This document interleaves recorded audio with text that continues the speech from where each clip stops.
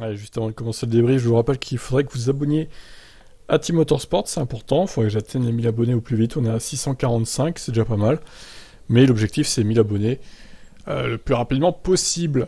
Donc sur cette chaîne, je mets des news sport auto, évidemment, de la moto GP aussi. Quand il y a un Grand Prix, je mets les résultats et je fais un point sur le classement, la Formule E également. Le WEC, bon, il y a eu une petite embrouille avec la CO, donc on va éviter d'en parler maintenant. Dommage, hein. Il y a l'IndyCar aussi, la Formule 2, et des news F1. Et oui, pour désengorger un petit peu type F1, parce que je sais qu'il y a beaucoup de vidéos. Donc on va en mettre 3-4 par jour ici à peu près. Des news exclusives sur cette chaîne. Et évidemment, je fais aussi les lives de toutes les séances. Essai 1, essai 2, essai 3, qualif et course à chaque fois. Allez, on passe au débrief des essais d'hier. Et on commence avec Verstappen, voiture compétitive, journée idéale. Et oui, c'est leur circuit à Red Bull, hein, apparemment. Une journée positive, bien sûr, il y a des choses que vous pouvez examiner pour essayer de trouver l'équilibre parfait, mais dans l'ensemble, c'est un bon début de week-end. La gomme la plus tendre est toujours la plus difficile à maîtriser, donc je pense qu'il faudra y consacrer du temps. Mais nous avons quand même une voiture compétitive, donc c'est bien. Et le relais était bon, c'est encore dur pour les pneus ici, donc il y a des choses à travailler. Même avec les choses que je veux améliorer, c'était quand même une bonne journée. S'il pleut pendant les qualifs, ce sera pareil pour tout le monde, donc on fait avec. C'est bon de voir que pour dimanche, nous devrions avoir une voiture compétitive. Il restera à voir ce qui arrive demain, donc aujourd'hui. Perez, malheureusement, il n'y a pas beaucoup de choses que nous pouvons lire dans ces séances. Pour vraiment exploiter la voiture, vous devez avoir un bon rythme et ensuite travailler à partir de là, ce que je n'ai pas pu faire aujourd'hui. Nous avons un problème avec les réglages lors de nos roulages avec peu de carburant, mais heureusement, nous avons réussi à le résoudre. Les longs relais étaient un peu plus représentatifs, mais nous avons quand même eu un petit problème. Espérons que nous pourrons tout régler demain. Je suis un peu en retrait, mais comme tout va bien, ce soir, nous sommes capables de faire les bons compromis pour être compétitifs samedi. On verra ce que la météo fera pour les qualifs, car elle pourrait vraiment bouleverser les choses. Max a l'air fort, ce qui me donne l'espoir que nous pourrons rendre ma voiture compétitive lorsque ce sera important samedi. Eh bien, nous verrons cela, Sergio. Leclerc reste optimiste malgré sa pénalité. Et oui, 10 places, hein. Au moins 10 places. Je serais Ferrari, je pénalise complètement, je change tout chez Leclerc. Comme ça, bon, il perd dernier, il évite éventuellement les crashs, puis voilà quoi. Il repart avec un moteur complètement neuf. C'est vraiment bien d'être de retour sur ce circuit, il a beaucoup de caractère, et c'est toujours amusant de piloter sur des circuits où on doit autant rouler sur les vibreurs. La première journée a été globalement positive, nous avons fait un bon travail en améliorant nos réglages entre L1 et L2, l'évolution de la piste est généralement assez importante sur ce circuit, ce qui était également le cas vendredi. Le vent est assez fort, mais il n'a pas beaucoup affecté mon roulage. Notre principal objectif pour la suite sera de préparer notre course de la meilleure façon possible. Leclerc ne conteste pas le choix de Ferrari, quant à la pénale qui écope. Je pense que c'était la meilleure décision à prendre, on verra comment ça se passe, les dépassements ont été un peu plus difficiles que prévu, mais oui, je veux dire que le rythme est là, et j'espère que nous pourrons revenir là où nous voulons être. Sainz se plaint, toujours à se plaindre Carlos. C'est génial d'être de retour au Canada, sur un circuit exigeant, bosselé et plein de vibreurs, ce qui représente un véritable défi pour ces nouvelles voitures. J'ai apprécié la première journée d'essai et nous avons bien pu progresser au cours des 2 séances. C'est devenu très délicat à certains moments à cause du vent fort et des rafales. Mais nous avons réussi à réaliser tout notre programme sans aucun problème. La compréhension des pneus sera très importante dimanche et nous avons recueilli de bonnes données. Avec le roulage, j'attends avec impatience les qualifs. Alpine surprend en ses débuts de Grand Prix. Surtout Alonso. Alonso, il s'est bien montré, hein. Alors, toujours très long hein, les résumés d'Alpine. Du coup, on commence avec Alonso, avec un œil sur la météo la pluie qui menace, ce qui devrait être le cas tout au long du week-end à Montréal, sauf la course. Les deux côtés du garage ont roulé avec une quantité importante de carburant, avec des pneus neufs durs C3. C'est un avant-midi prolifique pour nous. La voiture semble assez performante sur cette piste difficile. Nous avons pas couru au Canada depuis un certain temps. C'est un peu différent des années précédentes. Les passages sur les vibreurs procurent une sensation très différente, avec ces voitures générant beaucoup d'effets de sol. Dans l'ensemble, ce fut une bonne expérience. Les prévisions météo semblent mitigées pour la suite, donc nous avons essayé d'emmagasiner autant de données que possible en vue de la course. Ocon, ça fait du bien d'être de retour à Montréal et de piloter ici après 4 ans d'absence, en ce qui me concerne. Le but était de reprendre contact avec la piste et de la comprendre. Il est important de régler la voiture et de l'optimiser au mieux. Pour un tracé comme celui-ci, je pense que nous avons bien tiré profit des 2 séances. Nous avons été un peu malchanceux au début des EL1, avec ce sac plastique qui est venu se loger dans le frein avant droit. Ça va, j'avoue, pas de bol, hein. Ce qui nous a fait perdre du temps. Mais ce fut cependant une journée productive, nous avons évité la pluie pour quelques minutes seulement. Ouais, le ciel était apocalyptique à la fin. Incroyable. Mais il semblerait qu'il puisse pleuvoir demain, ce qui pourrait entraîner un chamboulement de la hiérarchie et rendre les choses intéressantes. Donc demain, aujourd'hui, hein. Évidemment, il a dit ça hier. De ce qu'il m'a été donné de voir, nous avons une voiture compétitive, alors j'espère que nous pourrons tirer le meilleur des opportunités qui se présenteront à nous. Pas de fry, surveille la pluie, etc., etc. Bon, on passe. Gasly. Je me sens pas très bien dans l'AlphaTauri. Ah, qu'est-ce qu'il y a, Pierre? Pedro Gaseoso, là. Qu'est-ce qui se passe, Pedro? El famoso Pedro Gaseoso, quoi. C'était extrêmement difficile. La performance à la fin sur un tour était bonne, mais je me sens pas très bien dans la voiture. J'ai vraiment eu du mal avec l'équilibre, ainsi qu'avec la dégradation des pneus. Dans les longs relais, ça a été assez délicat. Nous allons voir ce que nous pouvons faire. Les conditions météo pour les qualifs semblent être humides, ce qui pourrait rendre les choses intéressantes. C'est encourageant que le rythme soit là sur les chronos, mais le peloton est très serré. On a encore du travail à faire. Par ailleurs, le français n'a écopé que d'une réprimande pour avoir manqué de respecter la procédure demandée par le directeur de course à la dernière chicane dans l'échappatoire. Oui, il y a un petit chemin à respecter, il l'a pas fait, bon, c'est pas non plus un crime, hein.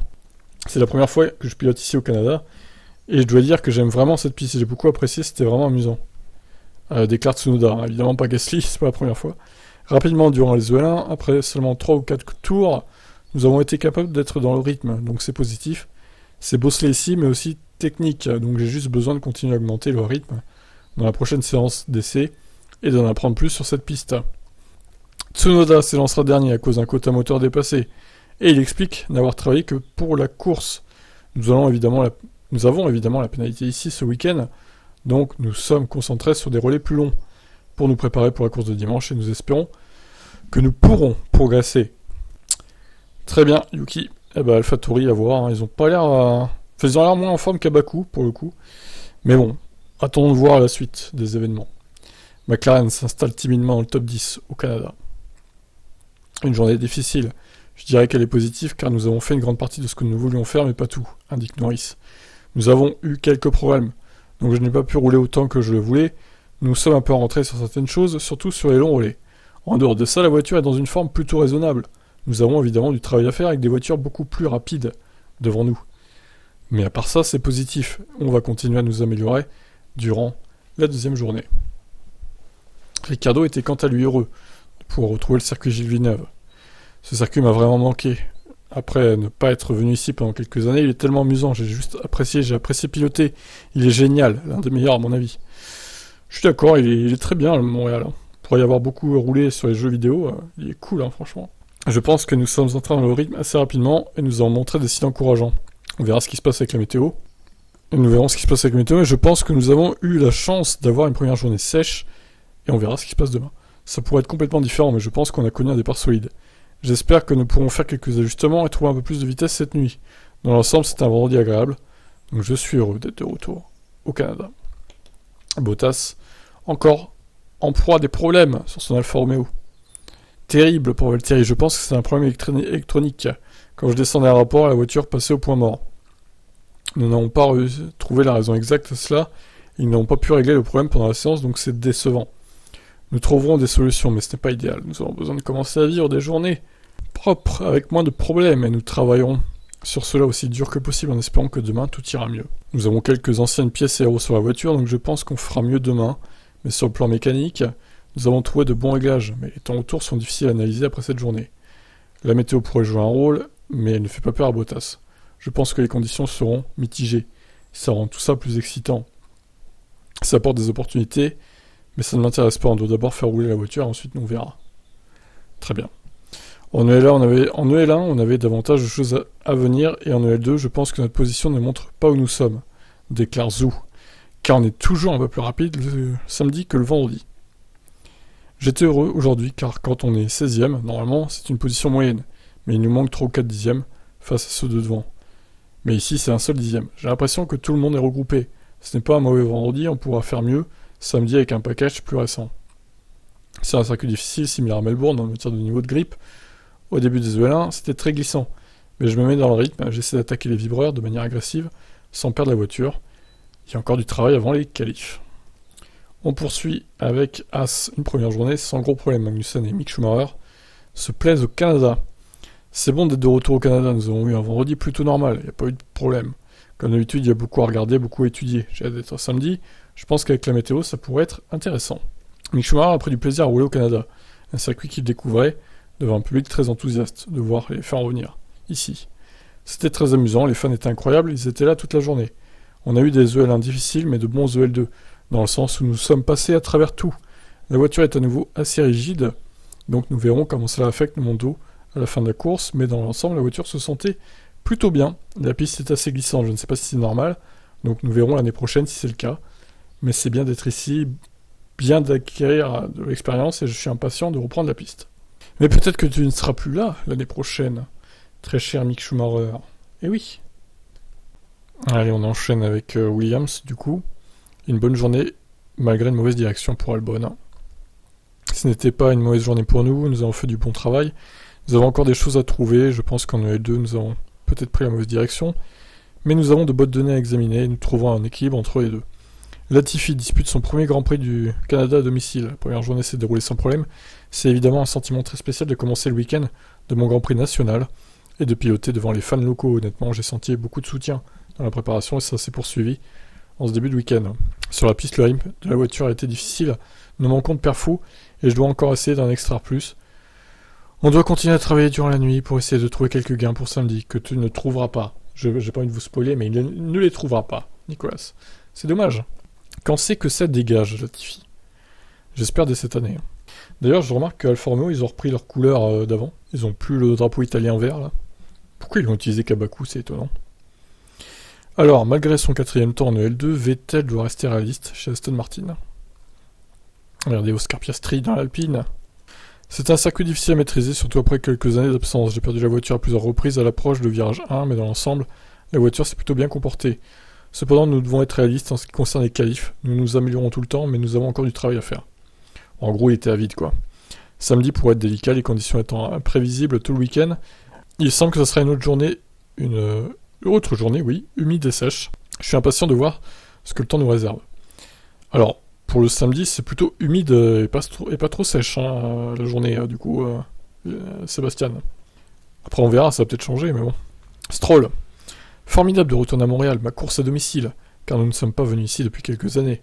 L'énergie des fans canadiens est toujours très spéciale, et les tribunes étaient pleines aujourd'hui, ce qui est formidable à voir. Je suis satisfait du travail que nous avons accompli, même si mon dernier run en EL2 a été affecté par le trafic, ce qui nous a un peu freiné dans l'ensemble. On a fait des progrès utiles avec les réglages, et nous avons fait une partie de notre travail pour le reste du week-end.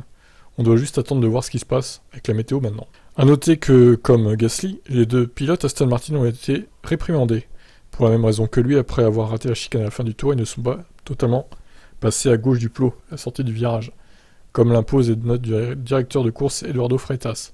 Vettel s'est défendu en arguant que le plot n'était pas en place durant les EL1, mais puisque notamment Sainz et Mick Schumacher ont correctement suivi la procédure, la défense du pilote s'est affaiblie. Sébastien Vettel a reçu sa première réprimande de la saison, et Lance Stroll sa deuxième, au bout de 5, c'est 10 places sur la grille. On le répète, on le rappelle. Bon voilà. Mais écoutez, sur ces bonnes paroles, je vais vous laisser, et je vous dis à plus pour d'autres actus. Évidemment, abonnez-vous aux autres chaînes, comme j'ai dit en début de vidéo. Et ce soir, 19h, les EL3 en live, et 22h, les qualifs. En espérant que ça soit sur la pluie, mais pas trop non plus, pour pas qu'ils fassent des drapeaux rouges. On les connaît bien, la F1. Allez, ciao.